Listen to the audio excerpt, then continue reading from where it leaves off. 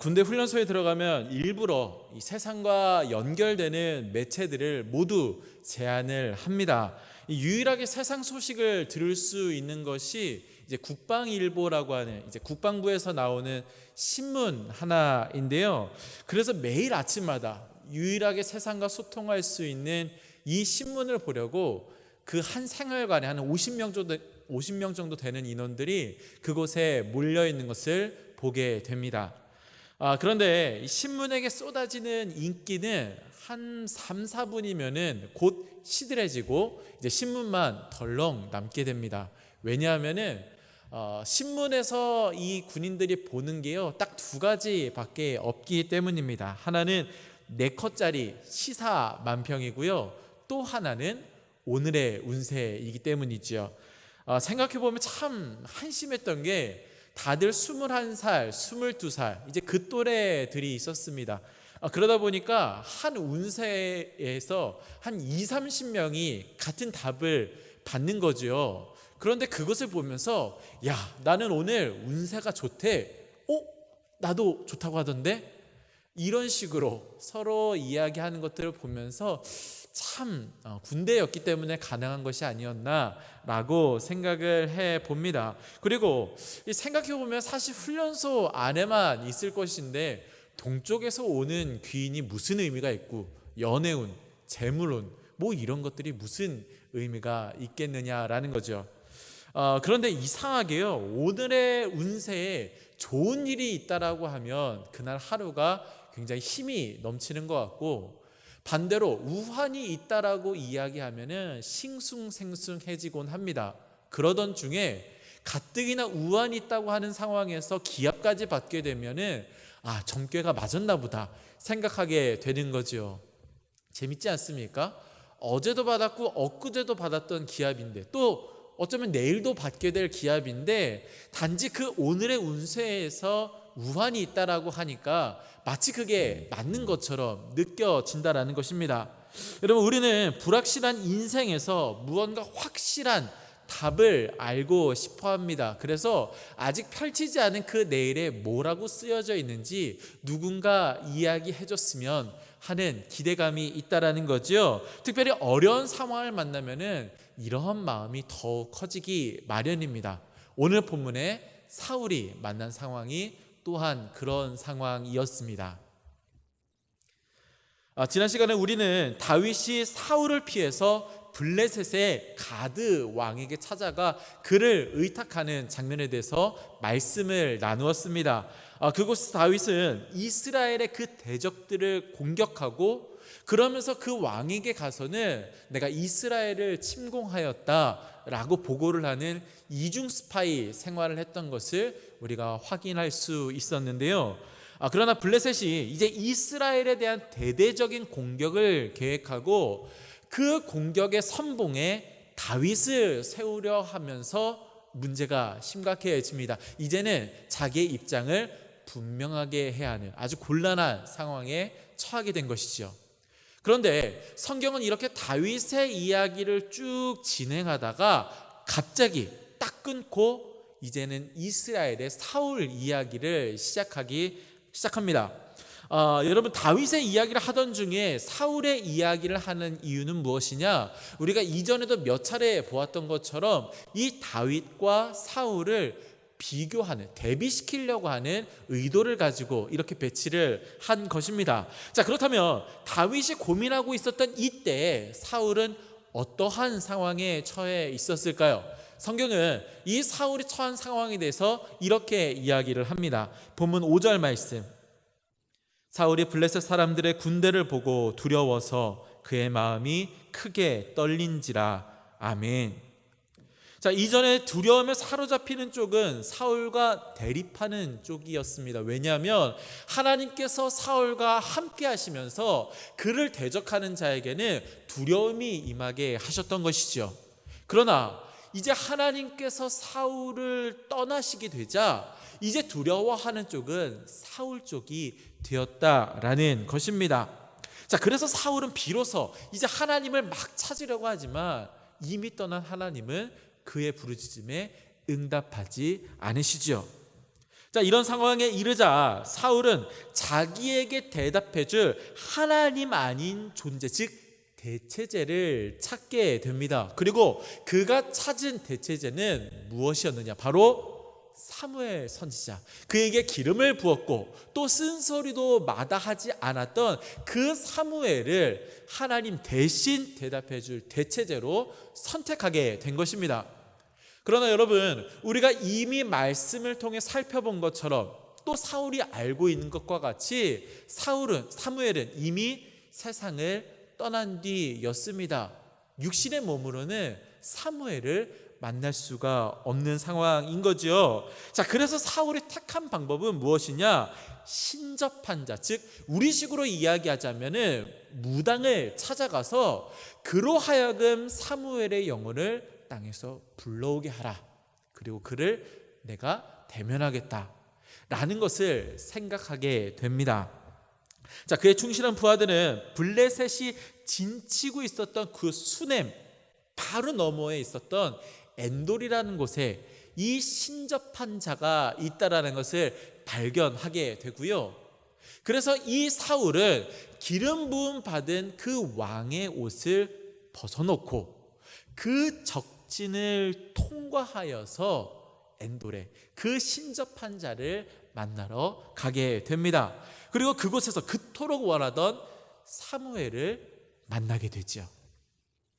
근데 여러분, 여기서 문제가 하나 있는데, 자, 오늘 이 본문에서 사울이 만난 사무엘이 진짜 사무엘이었는지 아니면 사무엘인 척하는 다른 존재였는지, 이것은 학자들 사이에서도 굉장히 의견이 분분한 내용입니다. 그러나 이 루터나 칼벤과 같은 전통적인 입장에서는요, 사무엘이 했던 말을 그대로 인용하고 있는 그는 진짜가 아니라 그를 넘어뜨리려고 하는 그 사탄의 장난일 것이다, 혹은 그의 술책일 것이다 라고 이야기를 합니다. 왜냐하면 이 예수님께서 하신 그 부자와 거지 나사로의 비유에서 보듯이 죽은 자가 산자의 땅으로 넘어오는 일은 거의 불가능하고, 무엇보다 죽은 자를 불러오는 이 일을 하나님이 금하셨는데 하나님의 선지자 사무엘이 그 부름에 응답해서 산자의 땅으로 넘어왔다라고 생각하는 것은 굉장히 무리가 있기 때문이라는 것입니다. 그리고 개인적으로도 저 역시 진짜 사무엘이 아니라고 생각합니다. 왜냐하면 그 사무엘이 했던 말 때문인데요. 자, 사무엘의 말을 보면요, 예전에 사무엘이 살아있을 때 그때 그 말을 그대로 인용하고 있는 것을 우리가 알 수 있습니다. 그런데 그대로 인용하지만 비관적인 부분에 대해서만 계속해서 마치 비아냥거리듯이 그 비관적인 내용만 전달하고 있다라는 것이죠. 여러분, 만약에 진짜 사무엘이 돌아온 것이라면, 그리고 이 일을 하나님께서 허락하셨다면, 포기하지 않는 하나님께서 사무엘의 입에 그러한 비관적이고 비판적인 내용만 채워주실 리가 없다라는 것입니다. 사무엘이라면, 또 하나님이 보내셨다라면 그로 하여금 자기의 자리를 깨닫고 회개하고 돌이킬 수 있는 말씀을 전했을 것이다 라는 것이죠. 여러분, 우리가 그것을 생각해 볼 수 있는 말씀이 있습니다. 에스겔 33장 11절 말씀. 너는 그들에게 말하라. 주 여호와의 말씀이니라. 나의 삶을 두고 맹세하노니 나는 악인이 죽는 것을 기뻐하지 아니하고 악인이 그 길에서 돌이켜 떠나 사는 것을 기뻐하노라. 이스라엘 족속아, 돌이키고 돌이키라. 너희 악한 길에서 떠나라. 어찌 죽고자 하느냐 하셨다 하라. 아멘. 하나님께서 원하시는 것은 악인이 멸망당하는 것을 기뻐하시는 것이 아니라 오히려 그가 그 죄의 길을 깨닫고 돌이켜 사는 것을 원하신다라고 하십니다.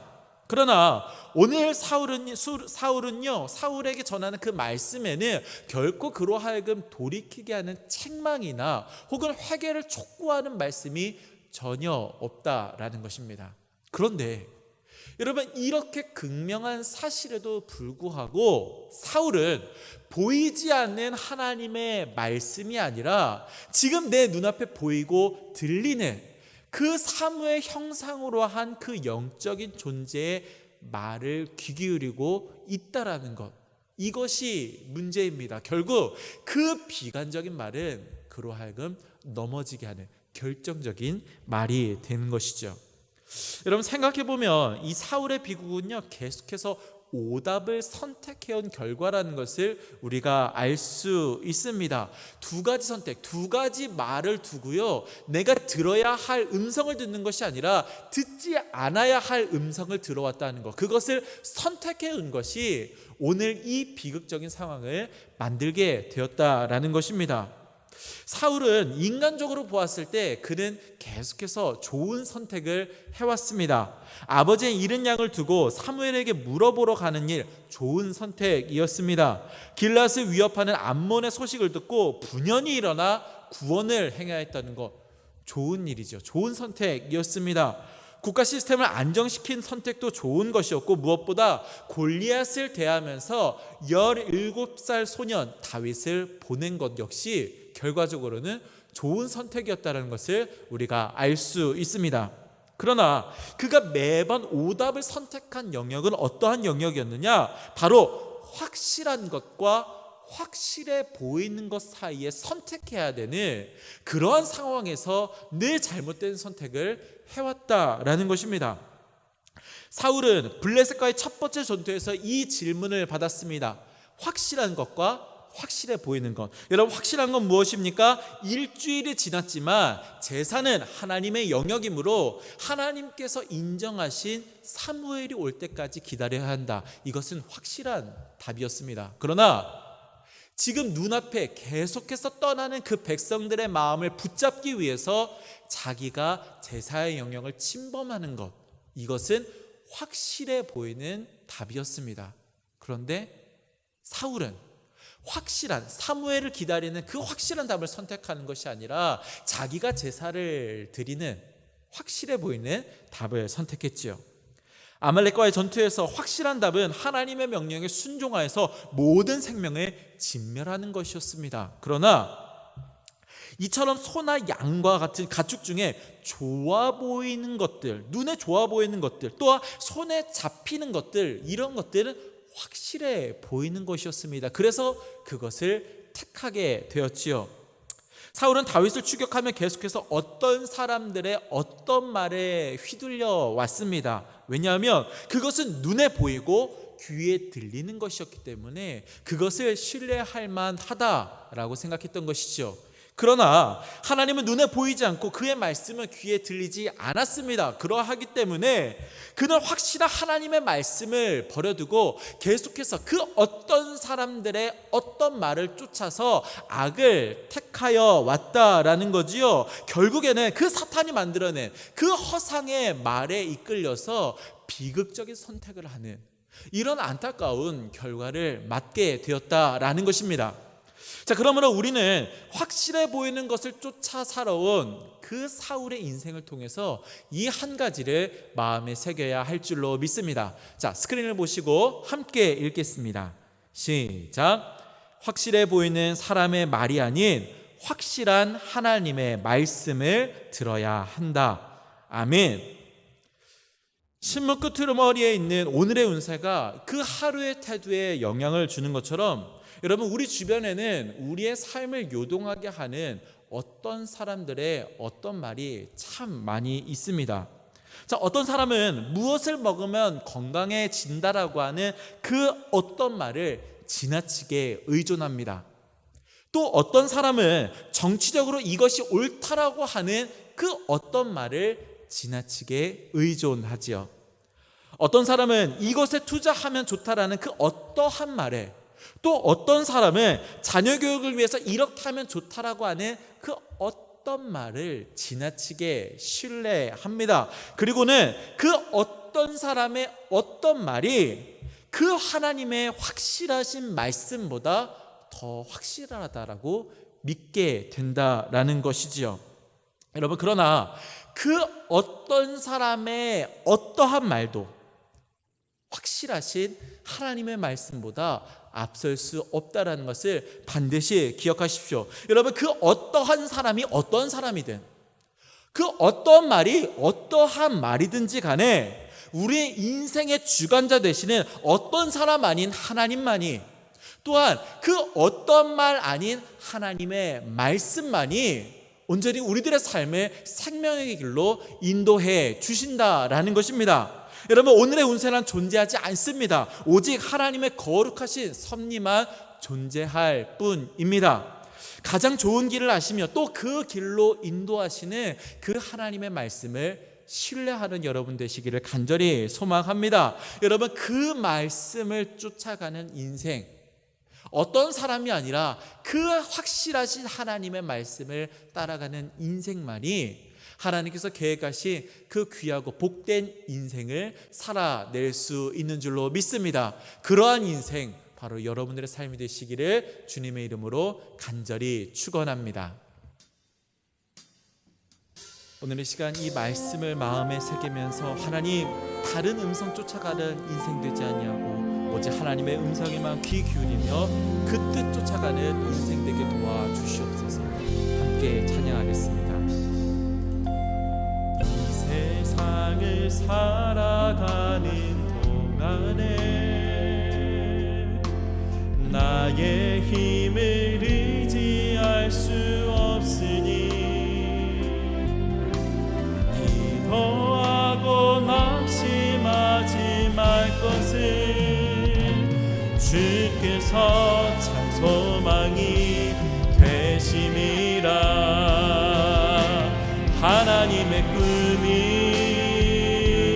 나의 비전이 되고 예수님의 성품이 나의 인격이 되고 성령님의 권능이 나의 능력이 되기 원하고 바라고 기도합니다. 하나님의 꿈이 나의 비전이 되고 예수님의 성품이 나의 인격이 되고 성령님의 권능이 나의 능력이 되기 원하고 바라고 기도합니다. 하나님의 꿈이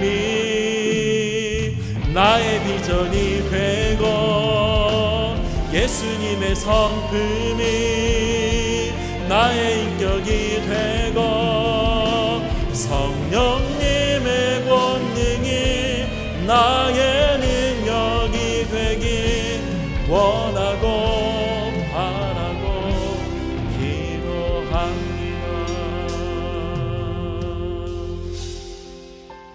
살아계신 하나님, 부족하고 연약한 우리의 인생, 주님께서 허락하신 그 길을 걸어가면서 우리들의 발걸음을 멈추게 하는, 혹은 우리로 하여금 요동하게 하는 수많은 사람들의 수많은 말들이 있습니다. 하나님, 그러나 그 많은 말들 가운데 오직 들어야 할 그 목소리, 하나님의 확실하신 음성 듣고 그 음성 따라가는 귀하고 복된 인생 되도록 주님께서 도와주시옵소서. 성령 하나님, 참으로 어렵고 힘든 시대를 살아가는 주의 자녀들을 기억하여 주시고 어떤 상황, 어떤 환경에 있든지 소망 잃지 않고 우리에게 가장 좋은 것 베풀기 기뻐하시는 주님을 신뢰함으로 이 어둡고 혼탁한 길, 나그네 인생길 걸어가는 그 모든 걸음 올곧게 나아갈 수 있도록 성령 하나님 도우시고 역사하여 주시옵소서. 귀하신 주님께서 오늘도 우리의 삶을 이끄실 것을 믿고 확신하오며 우리 구주 예수 그리스도의 이름으로 기도합니다. 아멘.